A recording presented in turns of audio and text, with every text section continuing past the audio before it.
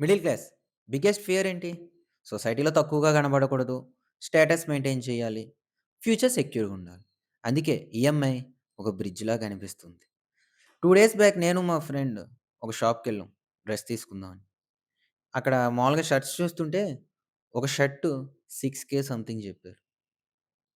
So, 6,000 మన అకౌంట్‌లో చూస్తే 3,600 సంథింగ్ ఉన్నాయి. వచ్చేద్దాం అనేసరికి, బ్రో దీనికి ఈఎంఐ ఆప్షన్ ఉందన్నారు. మరి ఎంతమంది ఫేస్ చేశారో నాకు తెలీదు.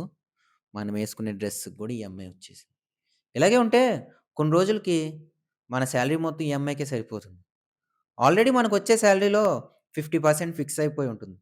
House rent, school fees, insurance, EMI. ఈఎంఐకేం లిమిట్ లేదు.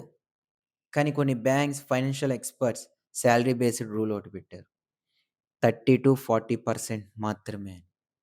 ఫర్ ఎగ్జాంపుల్ నీకు 30,000 వస్తుంది. 30% 9,000 పెట్టు. ప్రాబ్లమ్ లేదు. పోనీ 12,000 40% మాక్సిమం ప్రాబ్లమ్.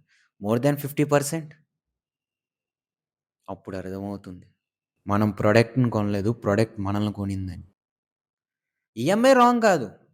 కానీ నీడ్ కోసం కొంటున్నామా? కంపారిజన్ కోసం కొంటున్నామా? అన్నదే పాయింట్. నువ్వు నీడ్ కోసం కొంటున్నావా? ఆ 30-40% మధ్యలోనే ఉంటావు. కంపారిజన్ కోసం కొంటున్నావా? మోర్ థాన్ 40% లైఫ్ సైలెంట్‌గా బర్డెన్ అయిపోతుంది. Think before you sign. Think before you swipe.